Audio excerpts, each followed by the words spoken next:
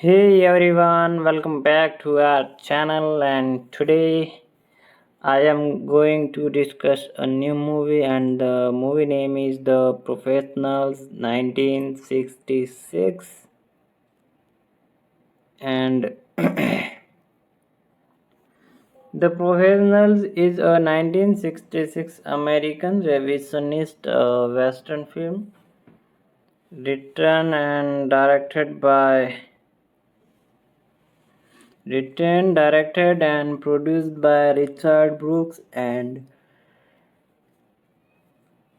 starring Burt, Lancaster's Lee, Marvin, Robert Ryan, and Woody Strone with Zach Pallas, Claudia Cardinale, and Ralph Bellamy in supporting role based on the 1964 novel Mute for the Marquesa by Frank O'Rourke.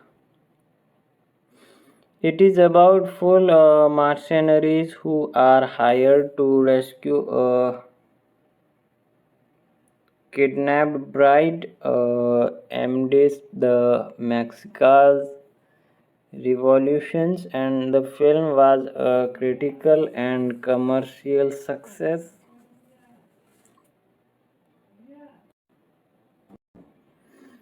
The film was a critical and commercial success as the at the 39th Academy Award.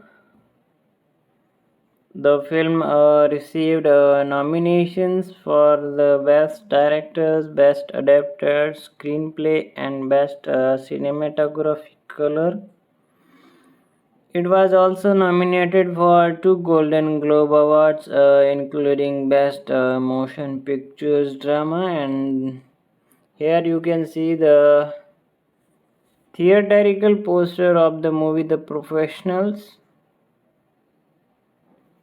This poster is released by Howard Terping, and what was that? And when you want action, you want the professionals. Oh, that was the great thing. And now here we can see directed by Richard Brooks, written by Richard Brooks, and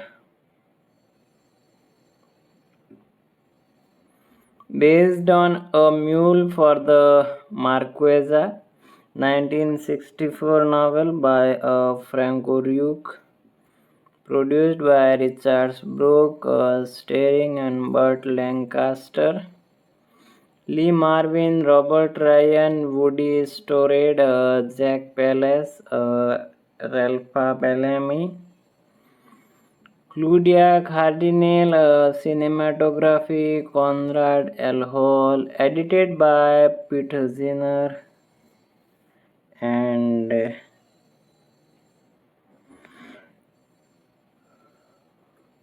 music by Murice Jerry, Productions Company, Pax Enterprises, distributed by Columbia Pictures, and release date is November 4, 1966.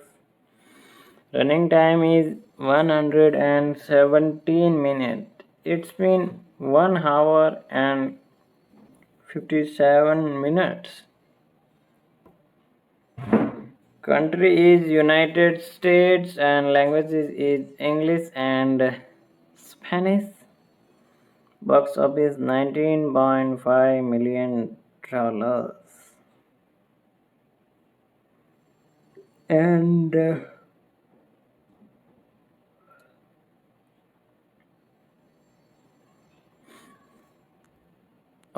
now I'm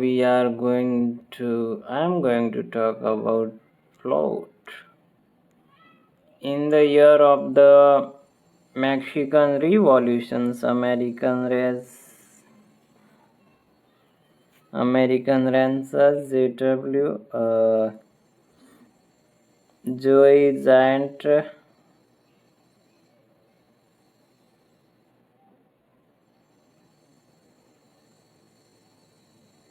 The giant Grant hires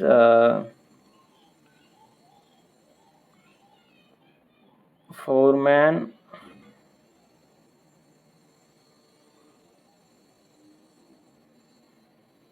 who are all experts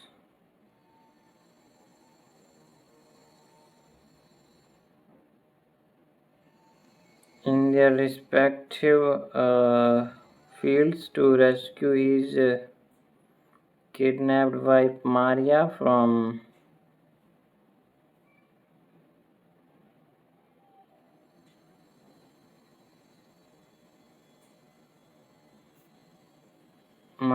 from Jesu Raja, a former revolutionary leader turned bandit Henry Rico.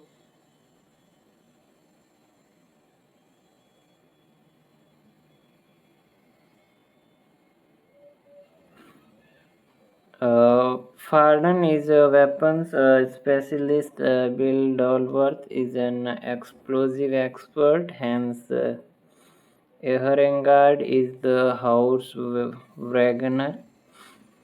And Jack Saab is a traditional Apache scout skilled with a bow and arrow. Farden and Dolworth, having both fought under the command of Pencho Villa, have a high regard for Raja as soldier but have no qualms about killing him.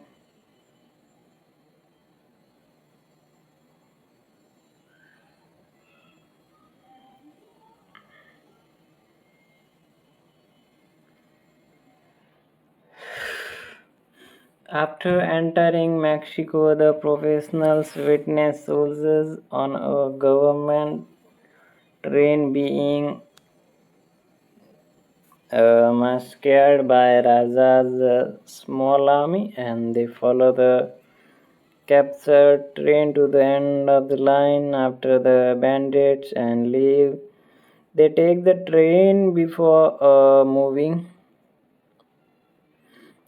on the camp and where they observe Raja and his followers, including female soldiers. Sequata, who was once in a relationship with Dolworth, and at night falls.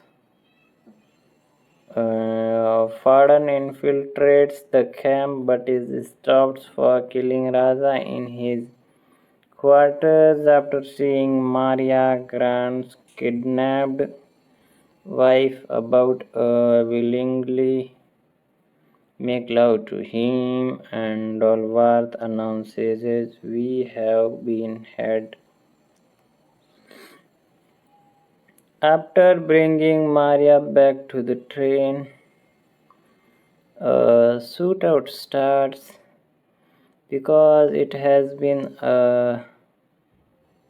retaken by the bandits pursued by Raja and his men. The professionals are forced to take refuge in nearby Canyonlands, and that night Maria reveals that they have not rescued Grant's kidnapped wife, but rather Raja's lover that Grant had tough her in an arranged marriage from which she escaped at the earliest opportunity to return to her true love in Mexico. The following day, Maria rides off through the narrow and canyons to rejoin Raja, but Dalworth sets up explosive he had planted in the canyon walls, which collapse and close up the canyon, preventing her escape. As Raja and his remaining men close in, Dolworth volunteers to stay behind to allow the other professionals to escape with Maria in the ensuing fight.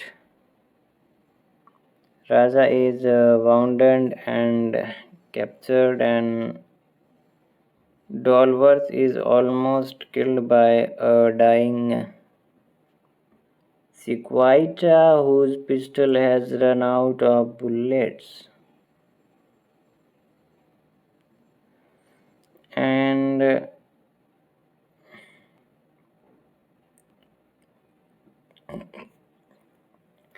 Grant and his men meet the professionals with Raza and Maria at the US border. Grant tells Farden that their contract has been satisfactorily concluded. He then orders one of his men to kill the wounded Raja, and before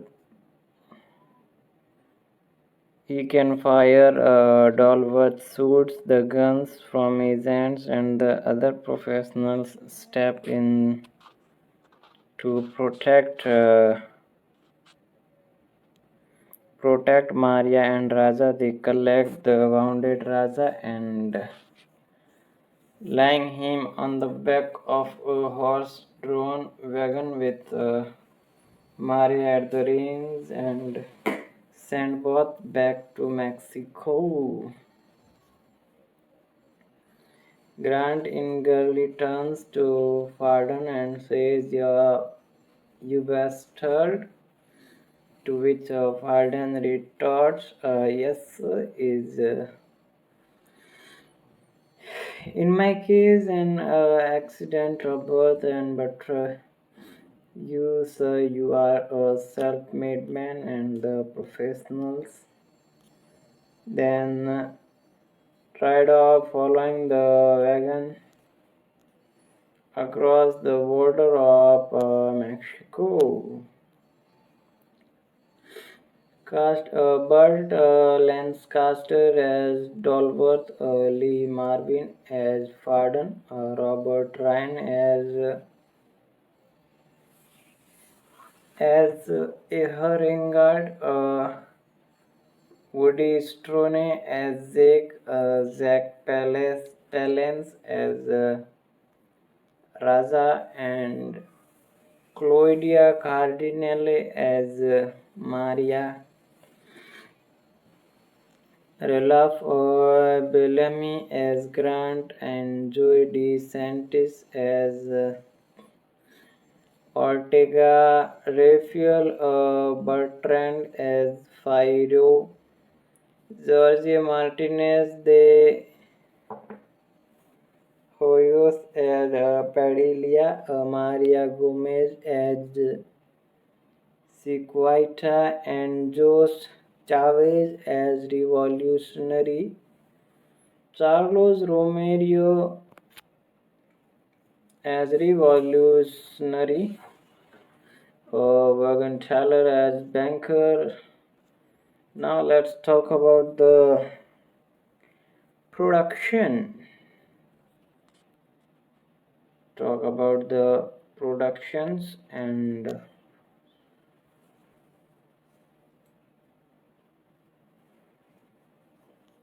writing. The film was adapted for the screen by its director Richard Brooks, and who based the screenplay on the novel Mule for the Marquesa by Franco Rook.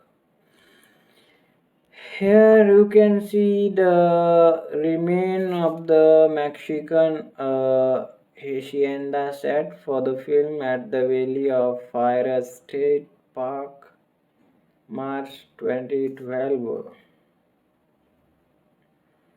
Casting. Filmark argued Claudia Cardinale often played Smurfette in her movies. and the only woman in an all male environment. This is an excellent example. Excellent examples. Filming. Richard Brooks originally wanted to shoot the film on location in Mexico until he learned the necessary locations were thousands of miles apart. The movie, which was shot in Technicolor, was filmed in Death Valley and the Coachella Valley in California, as well as Valley of Fire State Park in Nevada. The rail scenes were filmed on Kaiser Steel's Eagle Mountain Railroad, and the steam ecomotive scene in the movie and currently resides on the Heber Valley Railroad.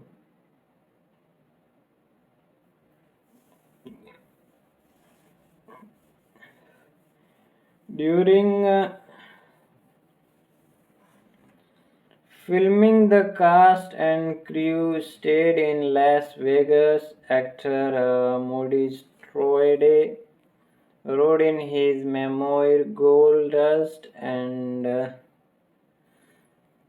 that he and Lee Marvin got into a lot of pranks on one occasion, shooting and arrow into Vegas Week, and the famous smiling cowboy neon sign outside and the Pioneer Club. And now it's time to explain a soundtrack. At the musical score was composed by Murray Cherry and receptions, box office.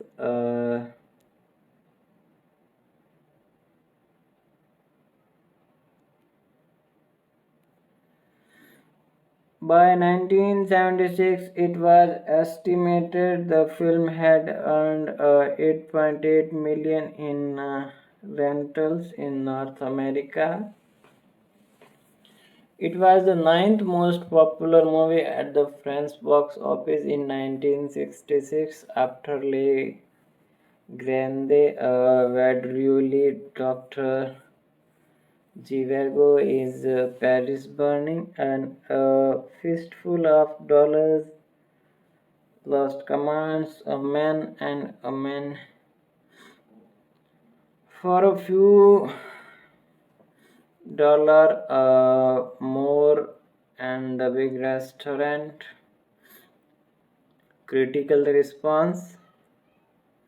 Variety wrote of the film, The Professionals is a well-made actioner set in 1917 on the Mexican-US border, in which some soldiers of fortune rescue at the reportedly kidnapped wife of an American businessman. Exciting explosive sequences, good overall pacing and acting, overcome sometime thin script.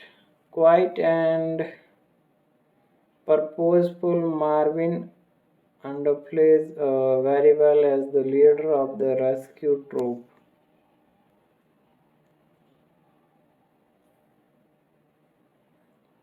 Film critic Roger Ebert in a 1967 review notes, last year Richard Brooks' The Professionals was the best directed films out of Hollywood. And on Rotten Tomatoes, the film has an approval rating of 90% based on review from 20 critics.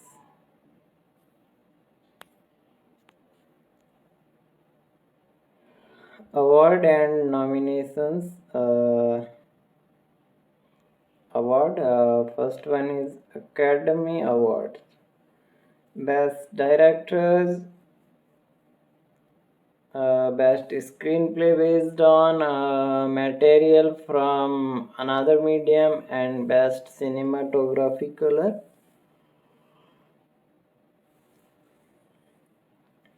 Nominee is Richard Brooks.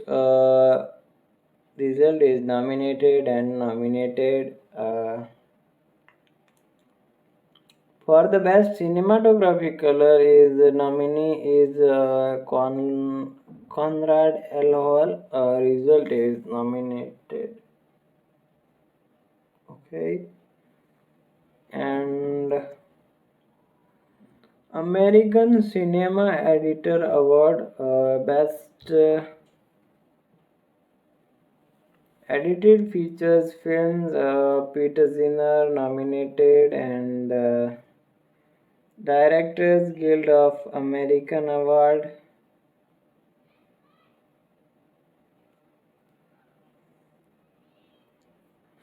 Outstanding directorial achievement in motion pictures. Nominee is Richard Brooks and nominated.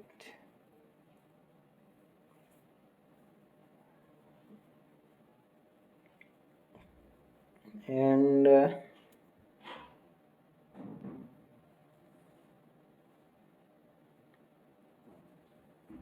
Director Guild of America Award, Outstanding Directorial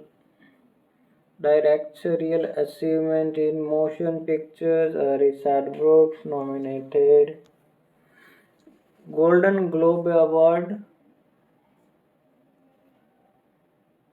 Best Motion Pictures Drama nominated, and Most Promising Newcomer Female, Mary Gomez nominated.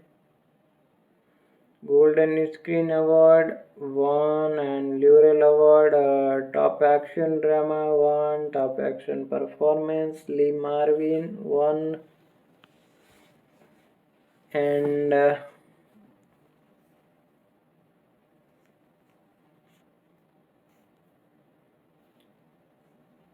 Turkish Film Critics Association's Award, Best Foreign Film, 5th place, and the Writers Guild of America Award, Best Written American Drama, Richard Brooks nominated. And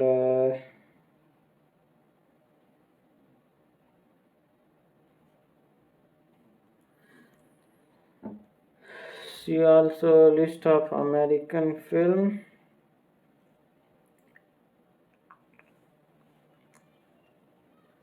And here is the references.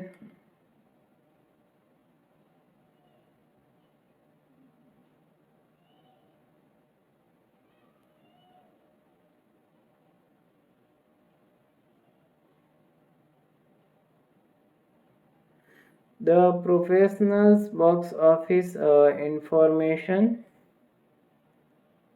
The numbers retrieved April 16, 2012.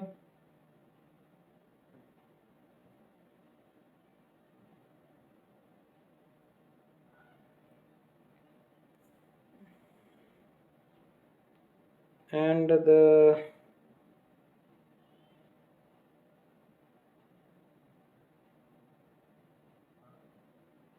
professional 1966 AFI catalog.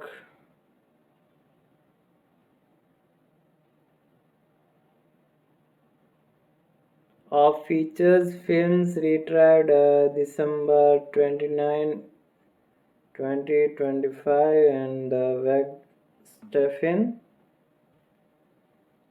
September 26, 2025. Claudia Cardinals 10 top Hollywood films filming retrieved September 26, 2025 and Palm Spring Visitors Centers. Coachella Valley features film productions 1920 and 2011. Filming in Palm Springs, CA, archived from the original on March 5, 2016. Retrieved October 1st, 2012.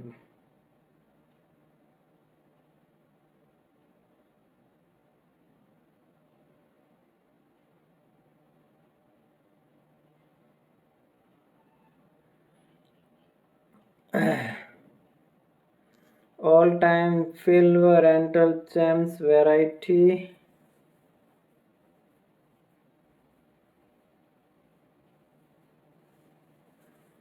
7th January 1976 and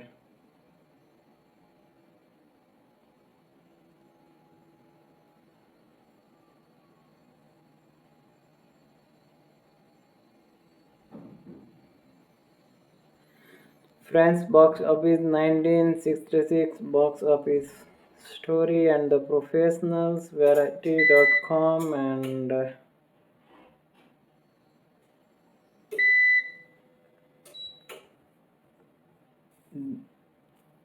Albert Rogers April 21st 1967 Hombre Roger Ebert.com and Ebert Digital LLC archived from the original on October 7, 2000.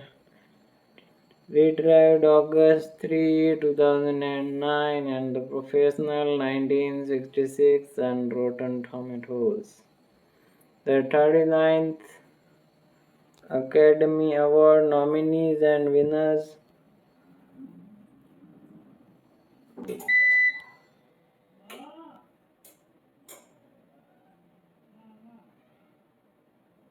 archived from the original on November 10, 2014, retrieved September 4, 2011 and 19th DGA Award Directors Guild of America Award retrieved June 3, 2021. The Professionals Golden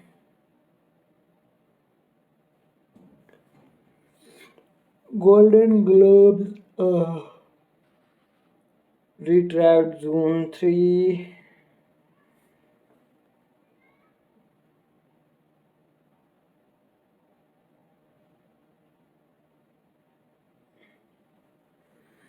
Retrieved June 3, 2021, and the film opens in 1917 during the Mexican revolutions along the US Mexico border and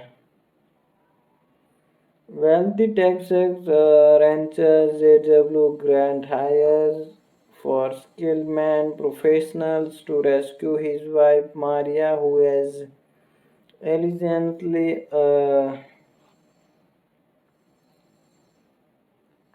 been kidnapped by Mexican revolutionary leader Raza.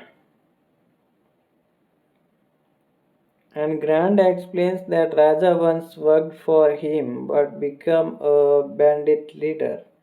He offers a large payment for Maria's safe return. The professionals are skeptical but accepts the job. And rescuing the team, Henry Rico, Pardon, but Lancaster, an explosive expert and former revolutionary fighter in Mexico. He he knows the terrain and Raja's tactics. Bill Dolworth, Lee Marvin, weapons specialist, and Rico's longtime friend, cynical sharpshooting and practi- practical hands and hard Robert Ryan, horse experts who understands cavalry and logistics, Jake Sharp, Woody Strode, a skilled tracker and scout.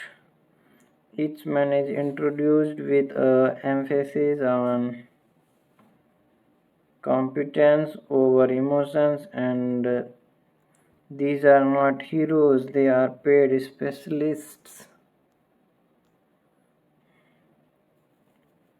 And crossing into Mexico, the team travels by train towards the Mexican borders along the way, and they gather intelligence about Raja and they prepare weapons and explosive.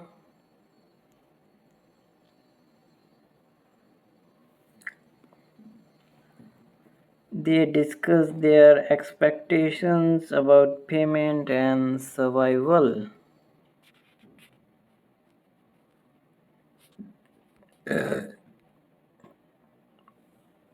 Payment and survival, and once across the border, the terrain becomes harsh desert and mountain country. They begin encountering sign of revolutionary activity, burned villages and armed patrols, and the tension rises as the men realize this was not be simple bandit hunting.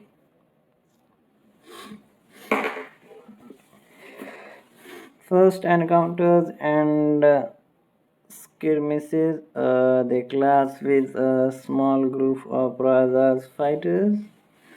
Dolworth shows his deadly accuracy. Rico uses dynamite strategically, and Jake tracks efficiently through difficult terrain.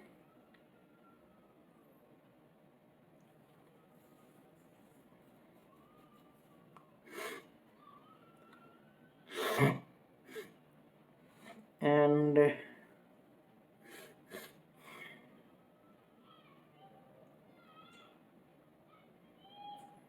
Hans proves crucial with horses and mobility, and the film emphasizes teamwork. No one dominates, each man's skill matters, and they eventually capture one of the Raja's men and extract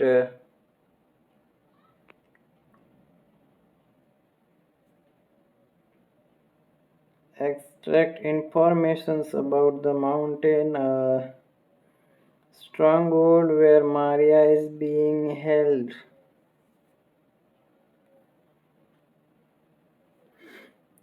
Assault on the mountain fortress, the most intense middle section of the film, and Raja's hideout is located in a heavily fortified mountain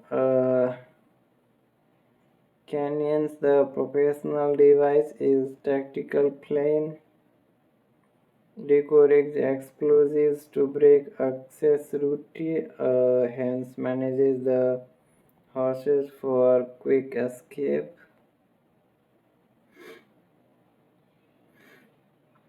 Jack scouts entry points. Dolworth provides covering fire. They attack at night and gunfire echoes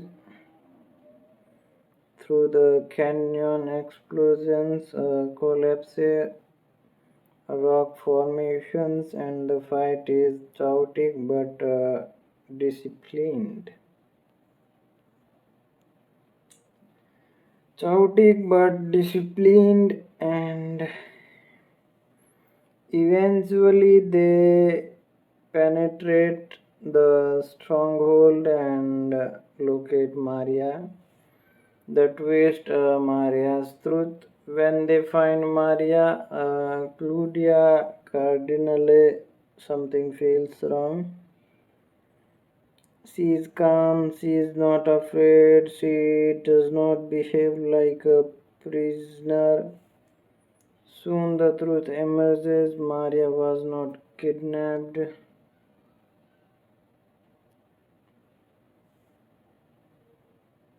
She left voluntarily with Raja and she loves him.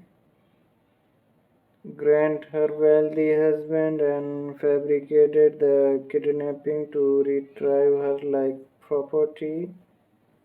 And these revelations shakes the professionals. Their mission is suddenly morally complicated, and confrontations with Raza. They encounters Raza, Jack Palance, who reveals he and Maria were lovers before she married Grant. Grant exploited the revolutions and betrayed comrades. Maria chose to return to Raja. Rico, who won fight in the revolutions, sympathizes and he understands the political betrayal behind Grant's story.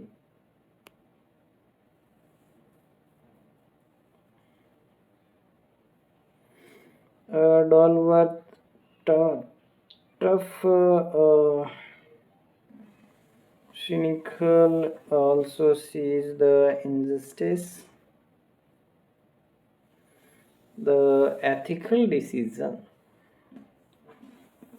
the ethical decision.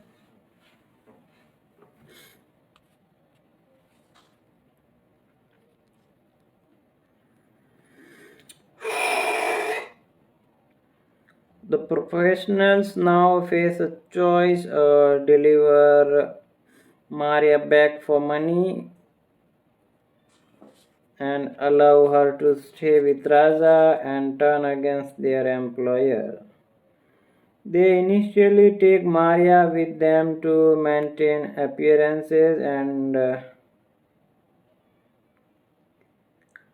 but during the journey back, Dolworth and Rico debate honor versus payment, and finally they decide they will let Maria go. They will let Maria go, and they stage an escape and allow her to reunite with Raja, and it's quite but a powerful moral shift. Return to Grant, the professionals return to Grant without Maria, and they lie, claiming Raja was killed and Maria died in crossfire. Grant senses deception. Dolworth delivers one of the film's key lines, paragraphed, a sense, Grant, you are a rich man, but you are not enough of me.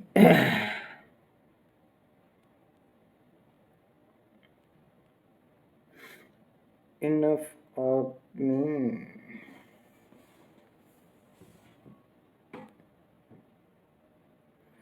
Meaning you can buy skill, you cannot buy loyalty or morality. The man take a reduced payment and leave. Final tone. The ending is not triumphant, it's reflective, and the professionals walk away not as mercenaries but as men who choose principles over profit. The Mexican Revolution remains unsolved. Power and money still dominate, but for one hired guns human choice. Made a human choice and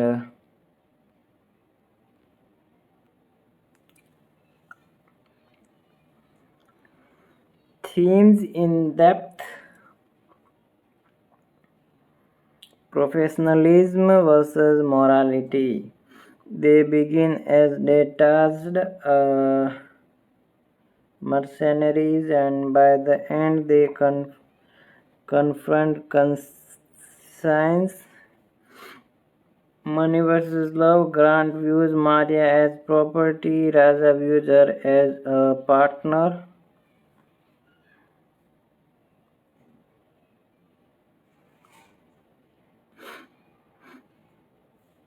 And politics and revolutions. The film questions American capitalist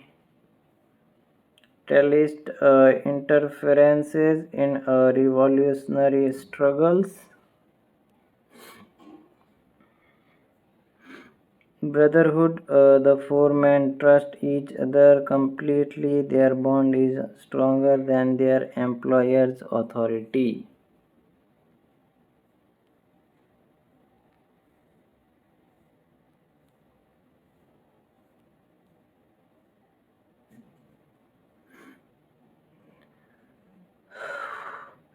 Why the film is important, blends classic westerns with political commentary, mature moral complexity, rare for 1960s westerns, and strong performances, especially from Lee Marvin and Burt Lancaster, questions capitalism and ownership in relationships.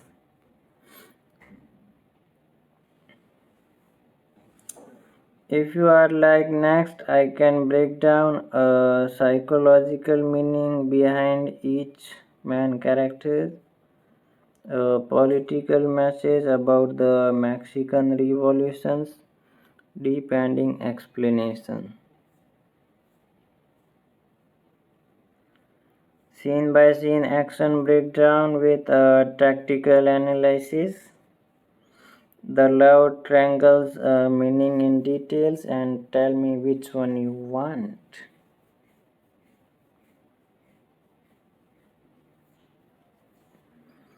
So just wait, now I'm going to explain you a psychological meaning behind each main characters, and let's break down the inner psychology of the five central characters and what they symbolically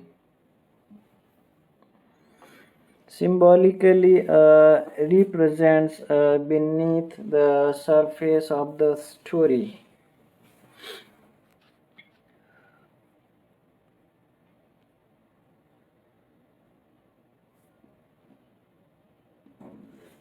Enrico Fardon, the disillusioned idealist, played by Burt Lancaster, surface personality.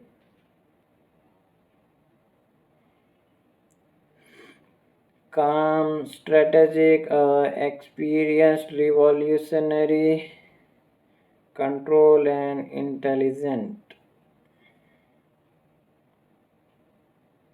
Psychological core, and Rico represents the man who once believed in revolutions but lost faith. He fought in the Mexican revolutions at one line and he believed in charge, justice, and ideals, but now he works for money. And this tells us something deep, and he is not greedy, He is emotionally exhausted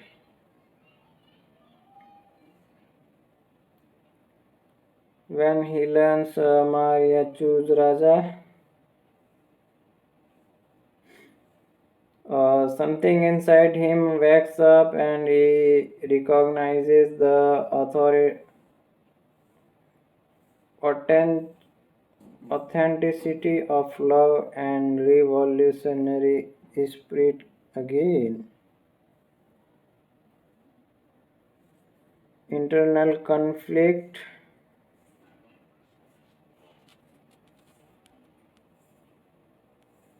Internal conflict.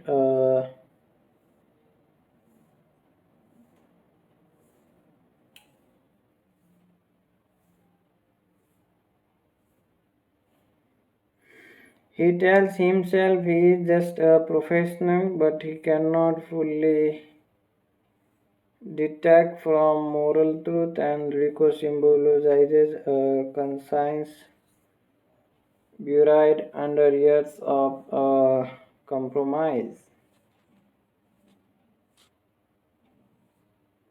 By helping Maria escape, he reclaims a piece of his old self.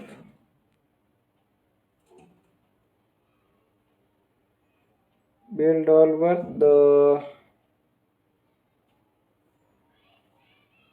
cynical romantic, and played by Marvin, surface personality, sarcastic, alcoholic undertones, and hard-edged, blunt, physical core. Dolworth pretends not to care about anything,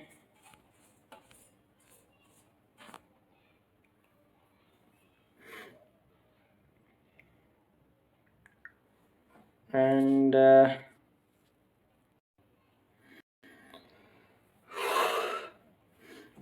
psychological core. Dolworth pretends not to care about anything, and but he is the most emotionally perceptive of them all, and he understands love, he understands loss, he understands that money doesn't replace human connection. And his sarcasm is armor. He has likely lost love before, maybe to violence or politics. That's why he recognizes instantly that Maria is not a victim. And key psychological insights. Dolworth is a man who knows the world is corrupt, still chooses a small act of honor, and he represents moral clarity hidden under bitterness. And when he lets Maria go, Maria is not being heroic, he is being honest. He is being honest, and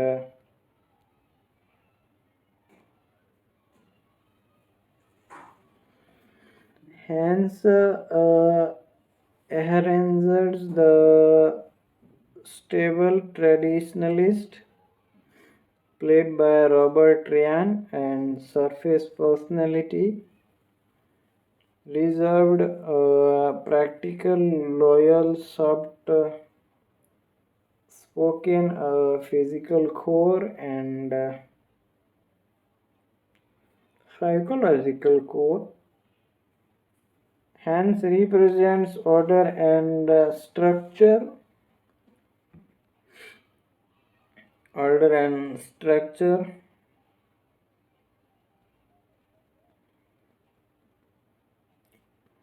He handles horses, creatures that requires trust and calm authority, and symbolically he values balance and control. And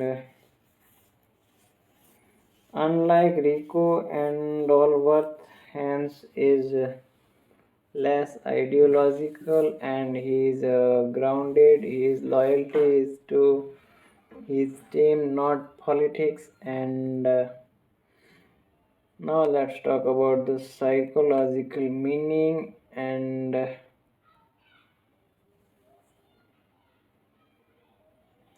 he is the embodiment of discipline, brotherhood, quiet morality. He does not debate the ethics loudly,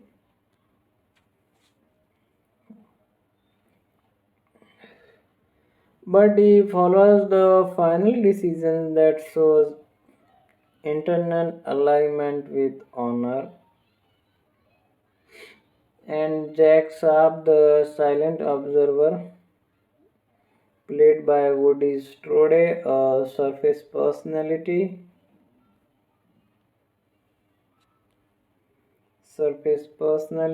and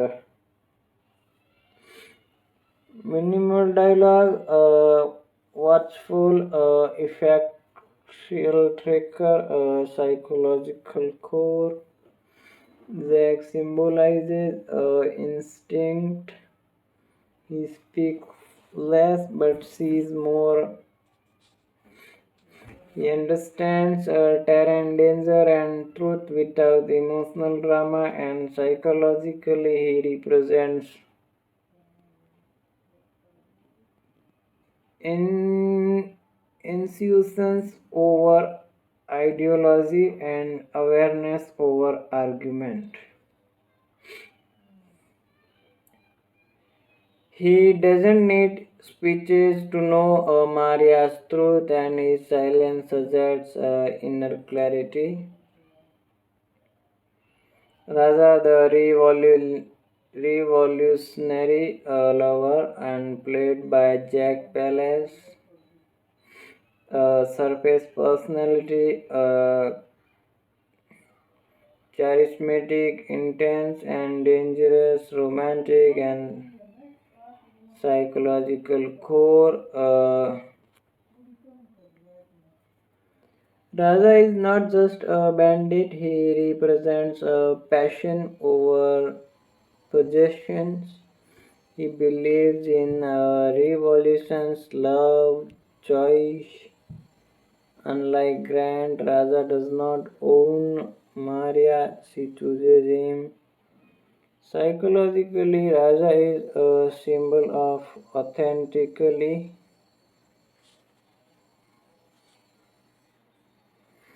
and a man willing to die for love and ideology, and he contrasts sharply with a capitalist control.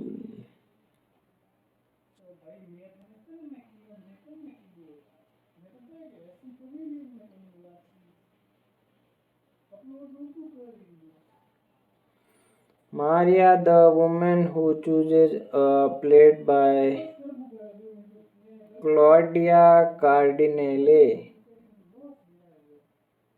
Surface appearance calm, composed, beautiful, mysterious, and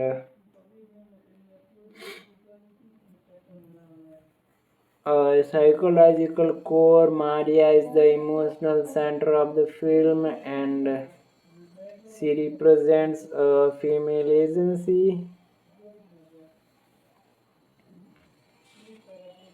a rebellion against ownership and personal freedom. Grant treats her as property.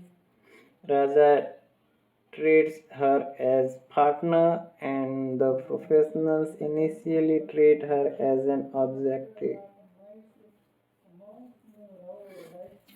But she is none of those things. But she is none of those things.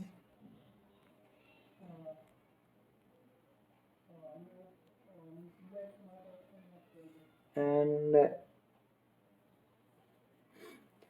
Her calmness shows she is not afraid, she is certain, and psychologically, she represents the right to choose one's own destiny. She represents the right to choose one's own destiny, and JW grant the illusions of power,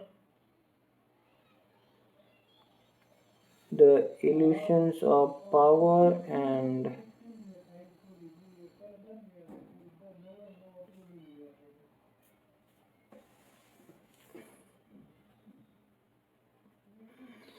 played by Ralph Bellamy, not entity.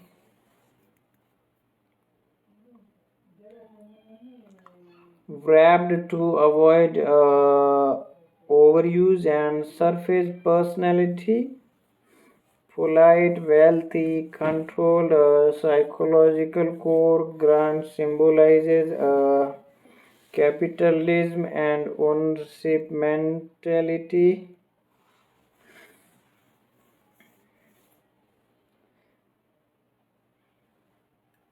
and he believes money equals authority and marriage equals possessions and professionals equals controls, and but he is emotionally powerless.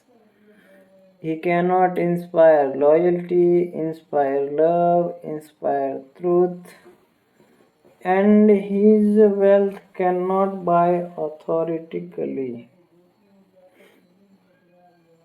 authenticity.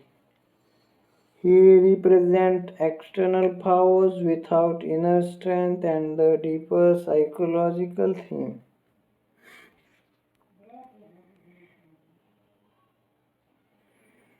At its core, the film explores a professional's identity versus human conscience.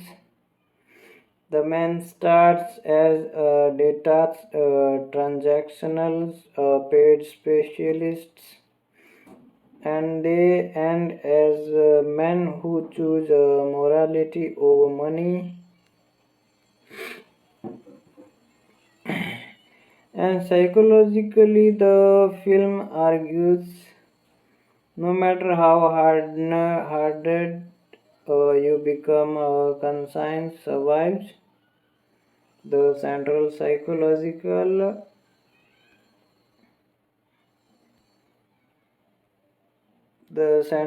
psychological triangle: grant, ownership, raja, passion, Maria, choice. The professional stands in the middle, forced to choose between money or meaning. They chooses meaning, and if you would like, next I can break down the political message about American interferences, and the philosophical meaning of the ending, and masculinity and honor in 1960s Western, and why the professionals feels emotionally empty at the start.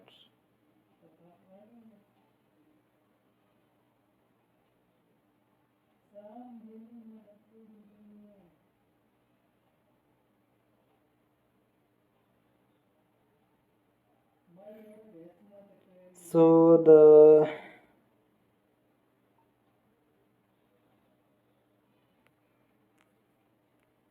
now I am going to explain you the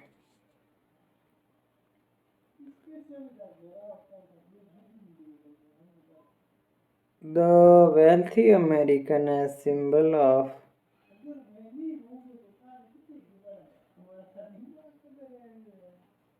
interventions. J.W. Grant, American corporate power. Grant is not just Zealous husband, he represents American industrial wealth.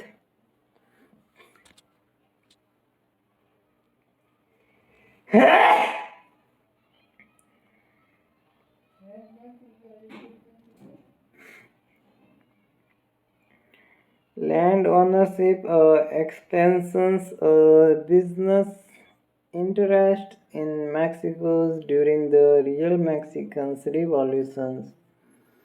1910 to 1920, American businessmen owned Westland oil fields and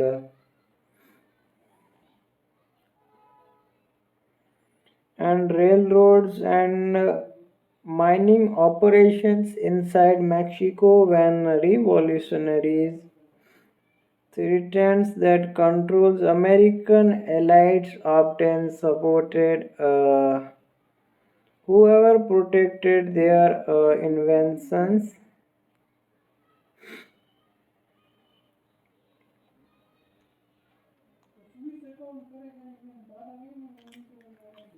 Investment. Grant embodies that mindset, and my wife was taken and bring her back, and but what it really means it. What belongs to me must be returned, and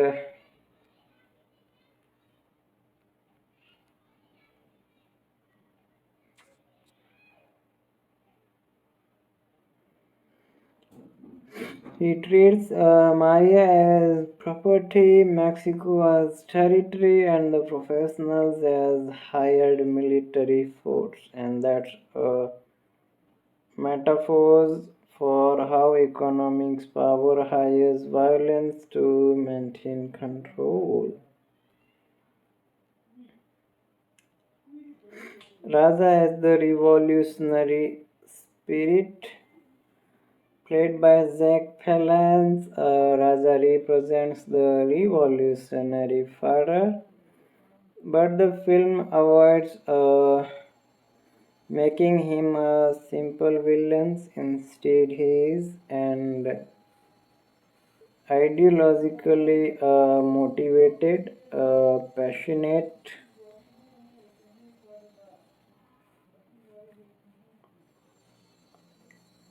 and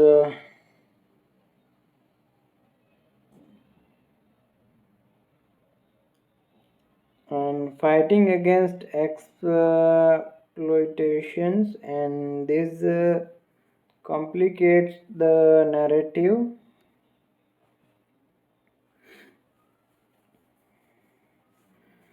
Hollywood westerns often portrayed Mexican revolutionaries as chaotic bandits.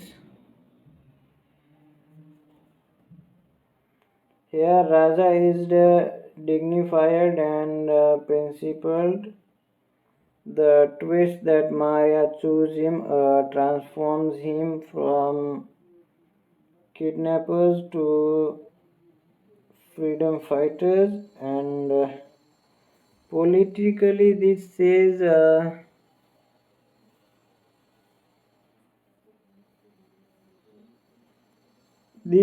the enemy might actually be resisting operations,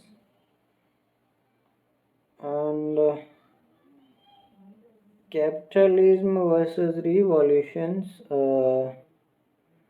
The professionals are catch between two systems. System one is capitalist ownership grant, money buys force, and marriage equals possessions, and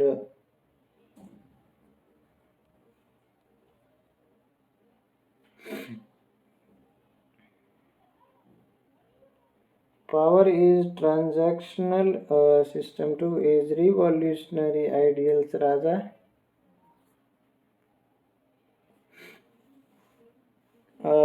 Loyalty over money, and love over ownerships, and ideology over wealth. The film never glorifies violence, but it questions who is morally justified. Who is morally justified? The supposed villain Raja films for belief and the supposed victim Grant fight for possessions, and that inversions is political.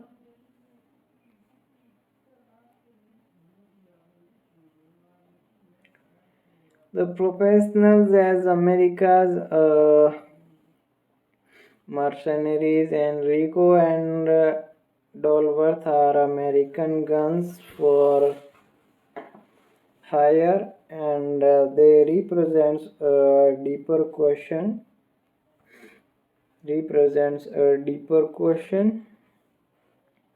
What happens when skilled men sell their expertise without questioning the cause? And at first they do the job professionally, no politics.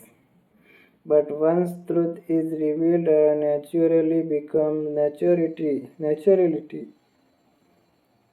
becomes impossible, and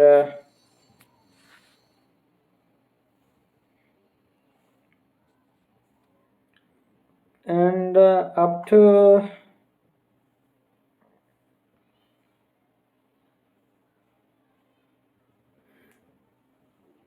where I was becomes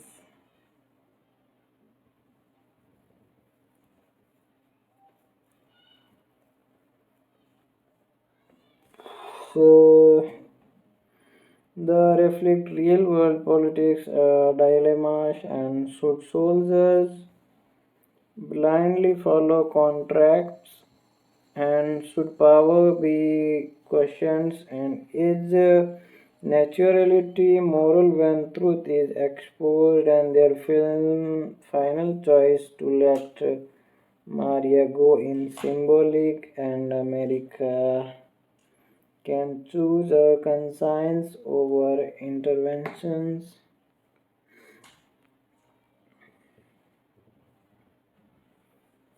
and border symbolism. The US Mexico border is not just geography, it symbolizes economic inequality, power imbalance, cultural tensions,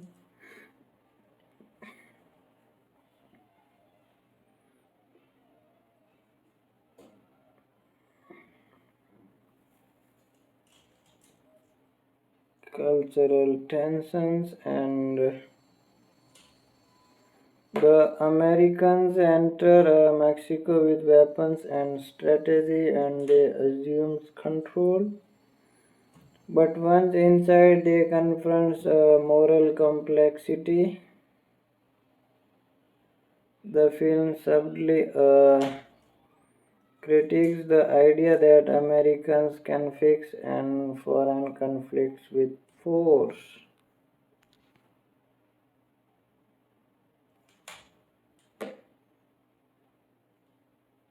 And the real target of criticism, the film does not attack America directly, instead, it criticizes and wealth without empathy, interventions without understanding, ownership mentality, and Grant loses because he misunderstands something fundamental, fundamental, and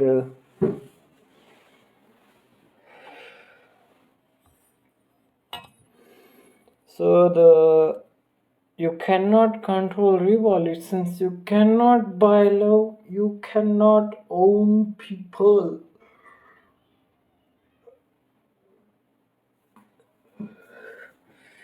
and you cannot own people, That's the core political message and why this was bold in 1966.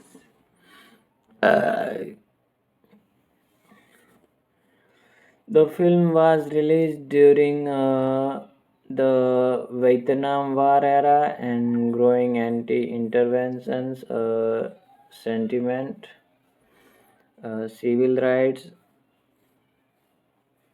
moments. Audiences were already questioning USS involvement aboard and military interventions for economic reasons.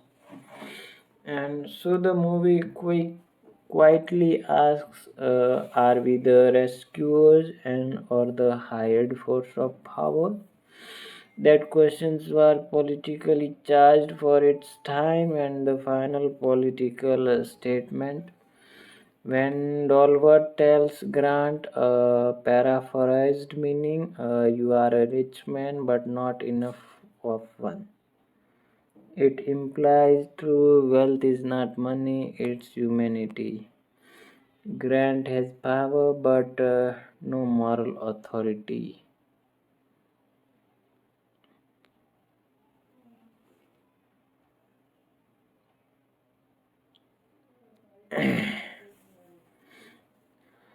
Final political interpretations and the film argues revolutions are messy but often rooted in injustice and wealthy powers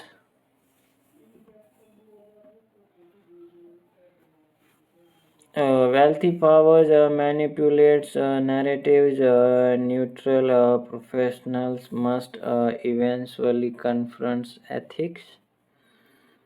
Freedom is chosen, not purchased. And if you want next, I can explore the philosophical meanings of the ending and masculinity and honor in the film.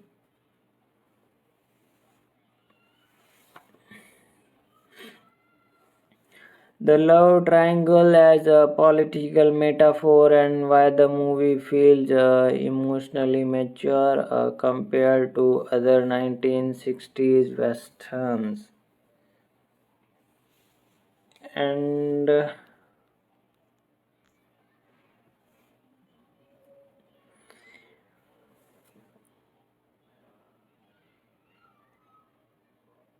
so now I am going to explain you philosophical meaning of the ending. The ending of the professionals is quite restrained and morally powerful. There's no grand shootout finale, no triumphant music, no heroic celebrations, and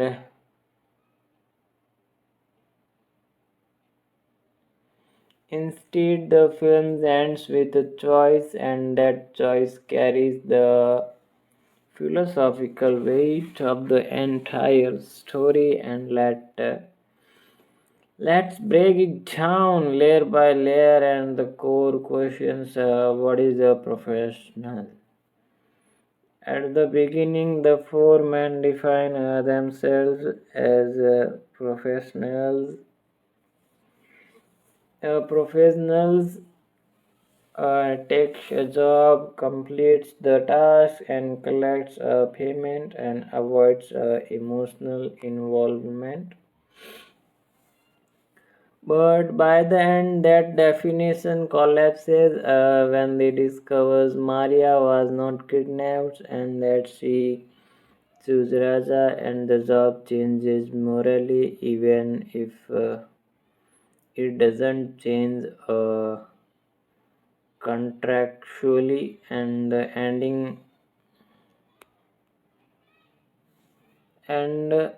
ending asks, is professionalism obedience or responsibility? And they choose responsibility, money versus meaning. Money versus meaning. Grant offers a large payment, and the man initially accept because it's business. But once they once they understand the truth, the money feels corrupted, the mission feels dishonest, and their role feels morally compromised.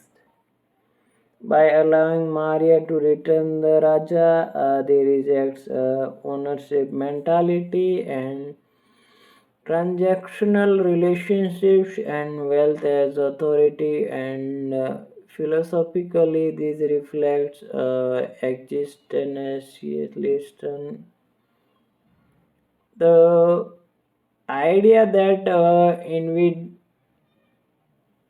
individuals must define their own moral code rather than blindly follow systems.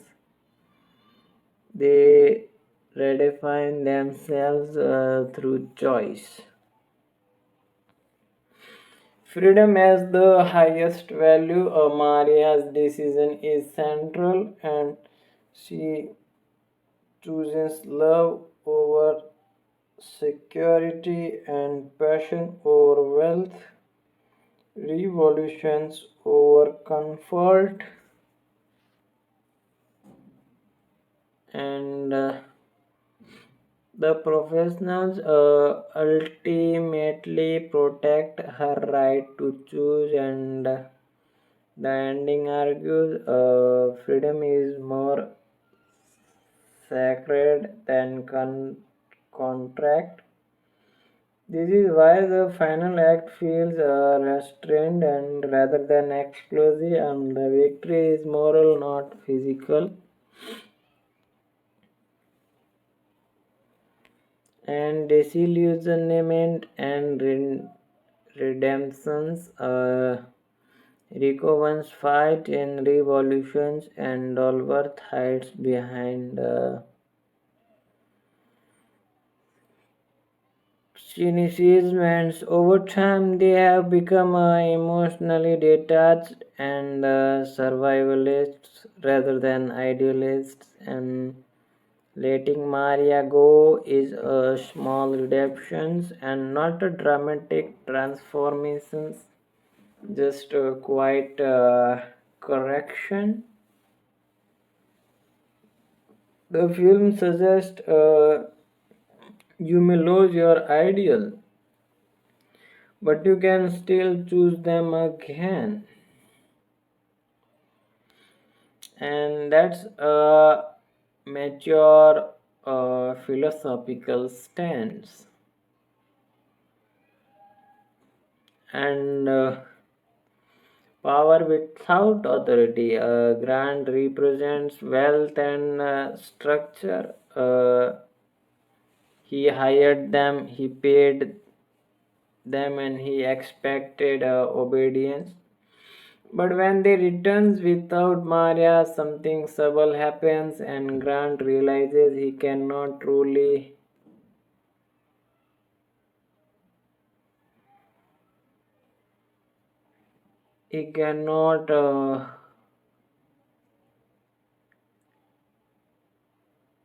control them, and he had legal authority, but he lacked moral authority. The ending implies, and authority builds on money collapses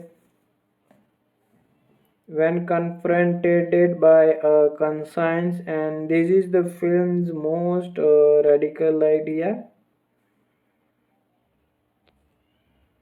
And the tone of the final moment, and the tone of the final moment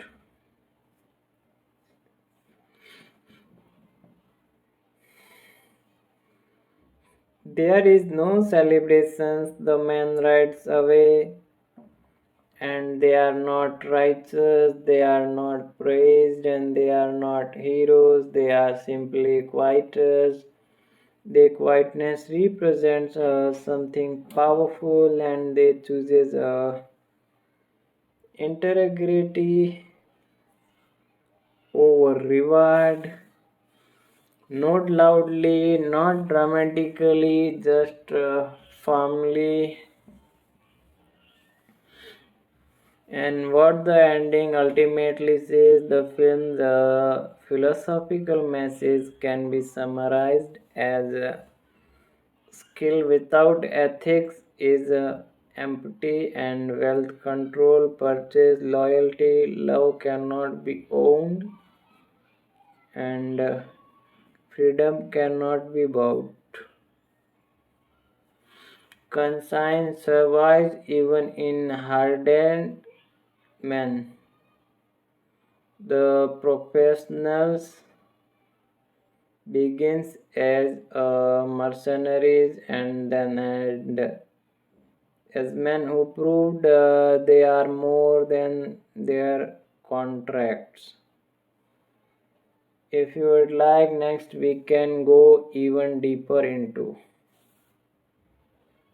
ex- existential philosophy in the film, and masculinity and honor in 1960s westerns. The love triangle as a symbolic political allegory, and why the ending feels emotionally bittersweet rather than triumphant. Which directions do you want to explore now? So just I am going to explain you the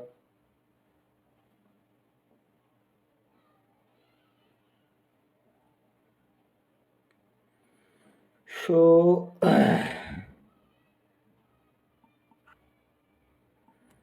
just wait guys, and now I'm going to explain you the existential philosophy. Now we are going deeper underneath the Western accents. The film carries strong existential themes, ideas connected to philosophers like Jean Paul and Sartre and Albert Camus. Even tough, the movie never mentions them directly. Existentialism asks, who are you when no system defines you? And what do you choose when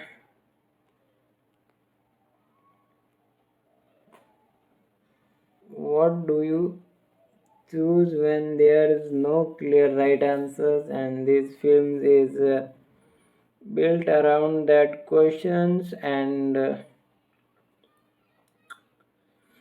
identity. We are professionals, and at the beginning, the four men defines themselves by a label, professionals, and that word protects them psychologically, and it means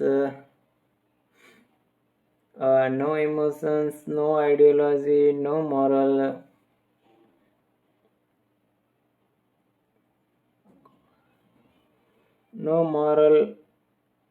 entanglement, and just competence. And but existential philosophy argues uh, you are not what you call yourselves, you are what you choose. And when the truth about Maria is revealed and their professionals,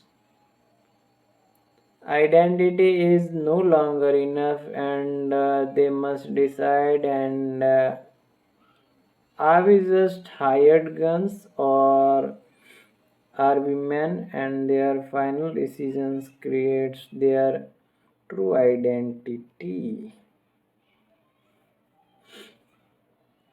Freedom and responsibility. Existentialism says freedom is terrifying because it comes with responsibility. Once they know Maria left willingly, they cannot hide behind the contract. Now they are responsible for what happens next, and they have three options: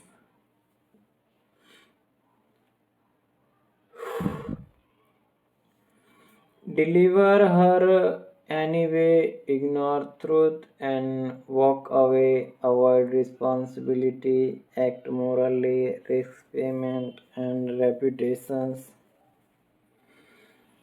They choose the third options, and the choice defines them, and the absurdity of systems grand represent a structured society, marriage contracts and wealth, legal ownerships, employment agreements. But those systems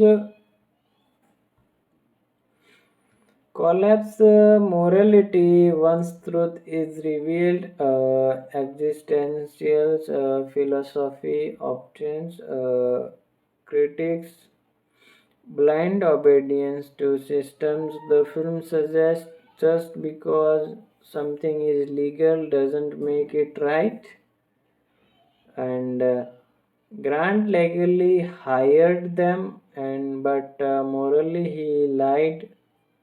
The professional reject the system once it contradicts truth.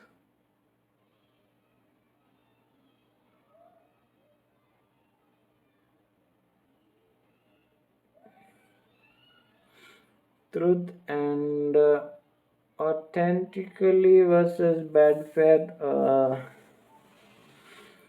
Sartre described bad faith as lying to yourselves to avoid responsibility.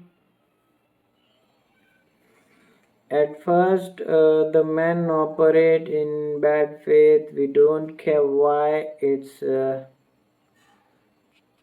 just business, and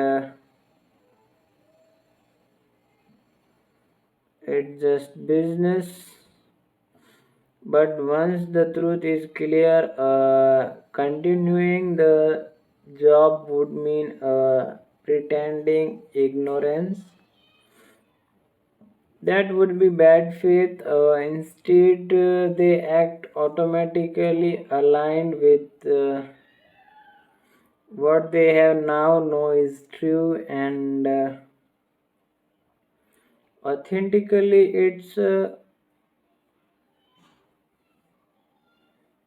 authentically in existentialism means living in accordance with your awareness, and that's exactly what they do. That's exactly what they do. Maria as existential freedom, and Maria is the purest existential character in the film. She rejects wealth, social expectations, safety. She chooses her own meaning. She accepts the danger of revolutions because it is her chosen life, and existentialism says freedom matters more than comfort, and Maria embodies that principles. The quiet ending, existential acceptance. Notice something important, and there is no big speech, no heroic transformations, no revolution victory. The men simply walk away. Existential philosophy doesn't promise grand award. It says you create meaning through choice even if the world stays chaotic. The revolution continues. Grant remain wealthy and the world doesn't change, and but they changed, and that is enough. The film's existential statements at its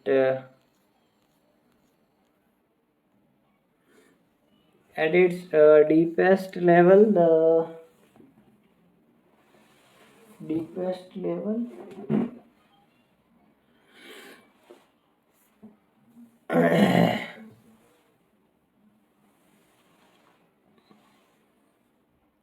So where I was,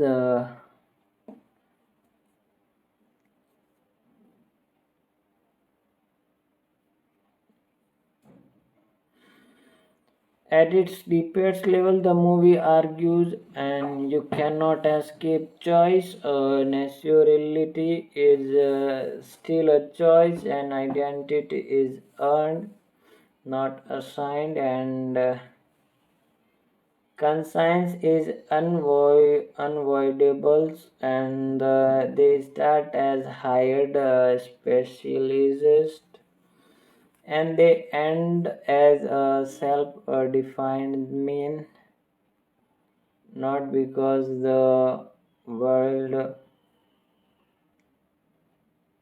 forced them, but because they choose. If you want to go deeper, next we can explore and existential loneliness and male emotional isolations. Why clinical is a defense mechanism in the film, and the love triangle as a metaphor for a capital versus revolutions. How the film challenges traditional Western's hero myth and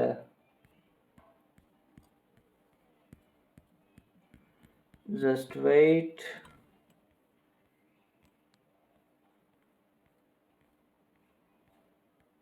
for a second, and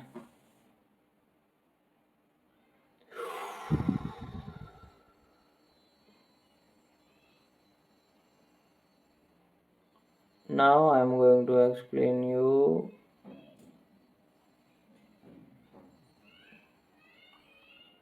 a deep ending explanation. Just wait.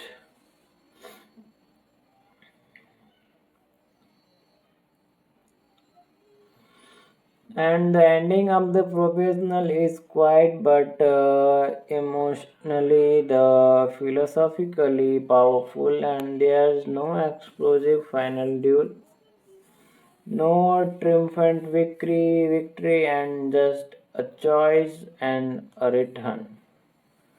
Let's unpack what really happens beneath the surface. Beneath the surface. And what literally happens.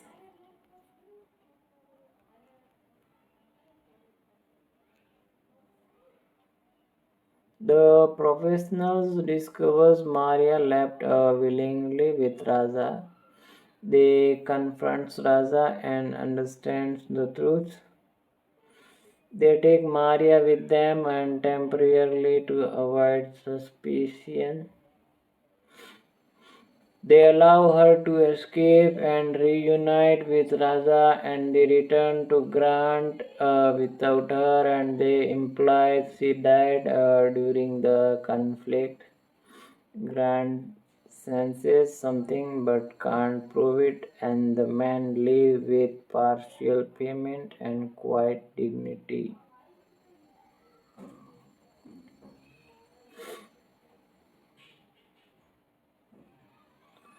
That's the plot, and now here's what it means. The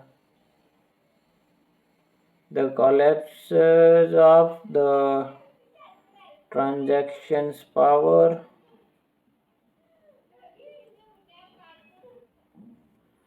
At the beginning, grant is equal to power, money is equal to authority, professionals is equal to tools. By the end, a grant has money but no controls. The professionals have less money but more integrity. The ending reveals a fundamental truth. Wealth can buy actions, but it cannot buy belief. Grant assumed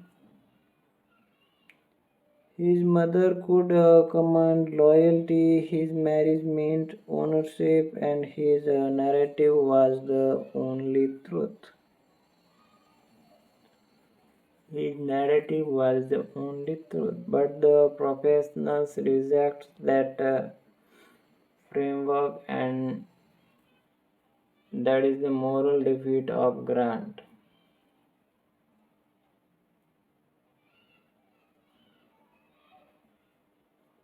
And the love versus ownership statement. Maria is the center of the ending, and Grant views her as property, something stolen and something to retrieve, and Raza views as her a partner, a choice, a portion. The professionals at first view her as a mission objective, but by the end they acknowledges her as a human being with agency, and letting her go is not just kindness, it's a rejection of the idea that people can be owned. And that's the deepest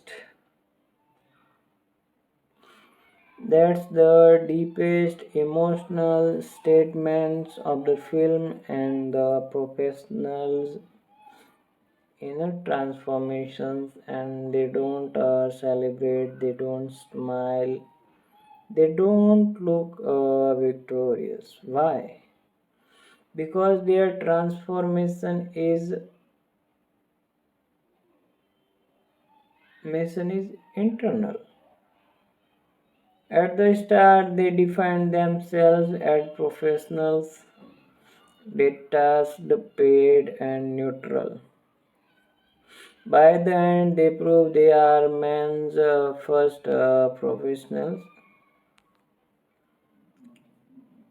professional seconds, and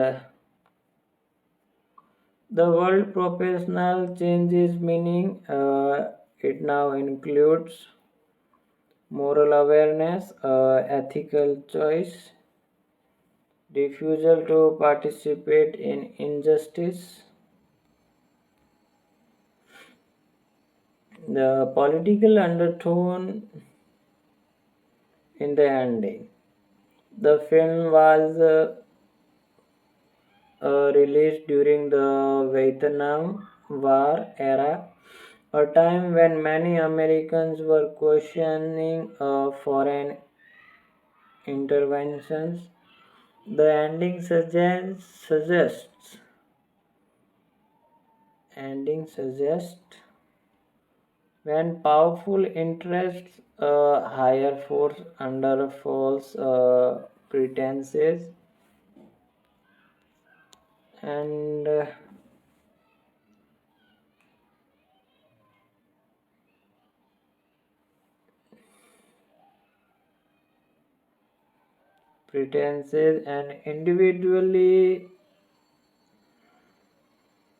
individuals must decide whether to obey or think, and the professionals thinks they refuse to become instruments of a wealthy lie. That quiet refusal is the film's political stance, and why the ending feels a bit bittersweet.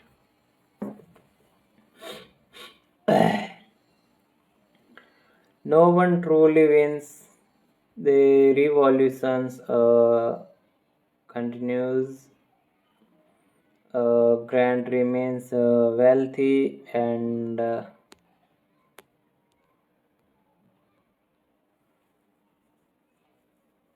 violence doesn't disappears, and the world doesn't change dramatically, but something small changes.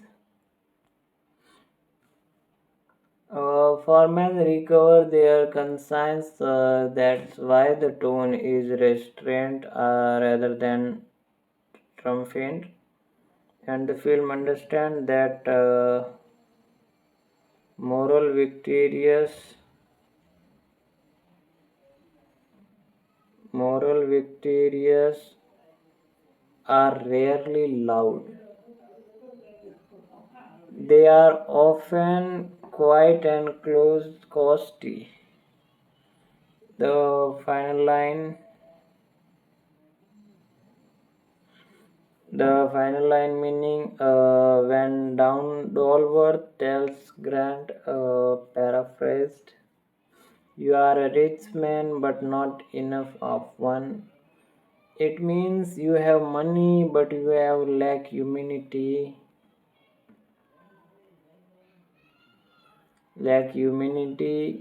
and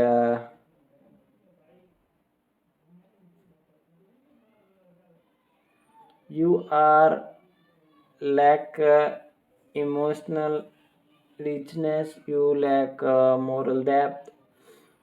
Grant is materially wealthy but spiritually poor, and that's the final judgment.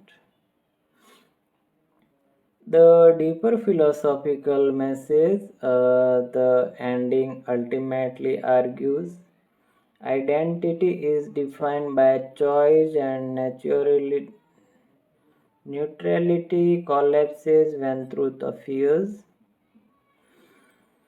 Conscience survives even in hardened men. Love cannot be purchased. Power without morality is hollow. And the professionals ride away not as heroes but as men who quietly refuses corruption. And that quiet refusal is not a real climax. If you want, I can now explore why the film feels emotionally mature compared to the other 1960s western, and masculinity, the honor in the final act, a symbolic breakdown of the film confrontation scene, and the philosophical meaning of Maria's silence, and tell me which direction you want to go deeper in the next months. And now I'm going to explain you the psychological meaning, the psychological meaning of Maria's silence is Maria's silence in the final act is one of the most powerful and misunderstood element of the film. She doesn't argue loudly, she doesn't beg, and she doesn't give long emotional speeches. And that silence is deliberate. Let's break down what it means psychologically.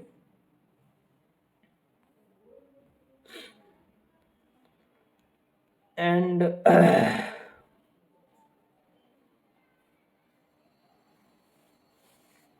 Silence as strength, not weakness. In many westerns of the era, female characters were emotional, reactive victims needing rescues, and Maria breaks that pattern. And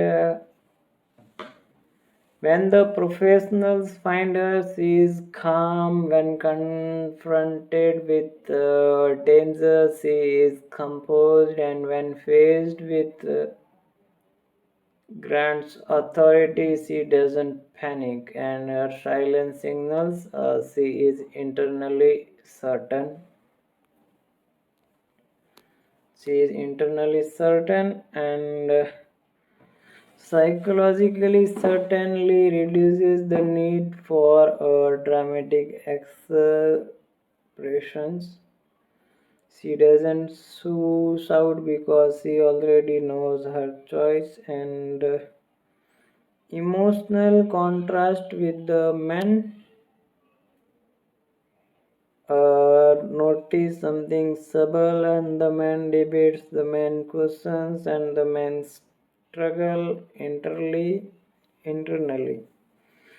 Maya does not, and she already resolved her conflict and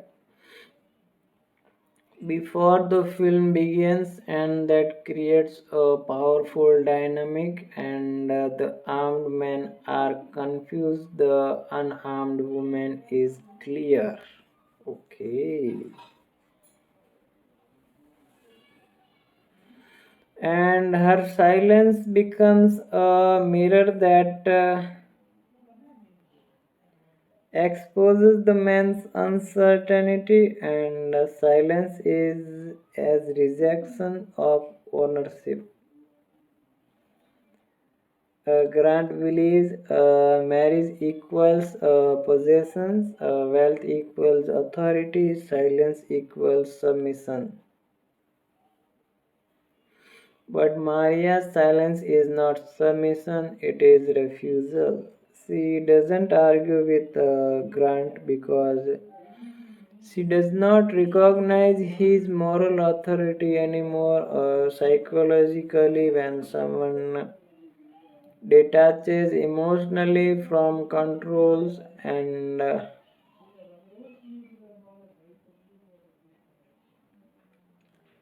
they often become quieter, not louder. She has already left him emotionally, her silence confirms it, and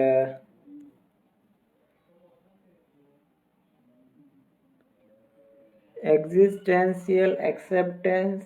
Maria accepts the risk of revolutions and she knows Raja may die. The revolutions may fail and safety is uncertain. Yet she remains calm. This reflects existential philosophy. When a person fully owns their choice, anxiety decreases. She is not afraid because she chooses this path. Her silence communicates, and I accept the consequences of my freedom. That's the psychologically powerful. The man's reactions to her silence, Rico and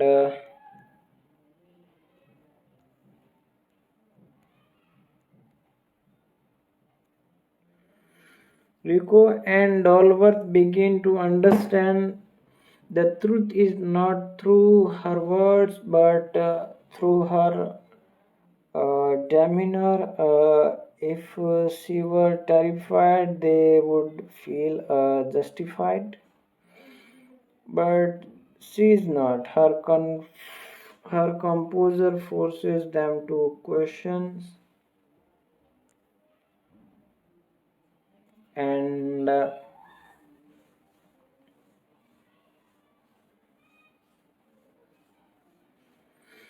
Are we rescuing her or kidnapping her?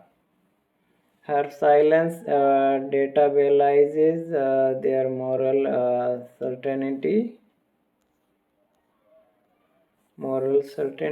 and why she doesn't thank them dramatically, and at the end when they let her go and there is no big emotional gratitude scene. Why? Because this was never their decision to grant.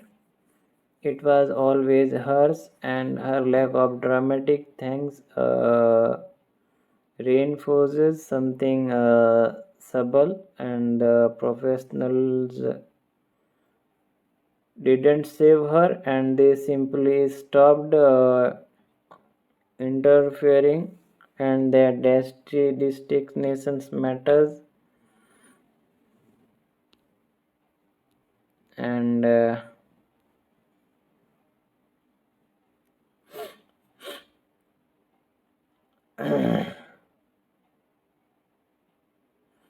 so where I was, so symbolically, what her silence represents, Maria symbolizes female agency in a male dominated genre, freedom over possessions, and inner convictions over external forces. And her silence says you cannot debate freedom, you can only respect it. And the emotional effect, her quiet reunion with Raja feels intimate and real. No triumphant music, no exaggerated drama, and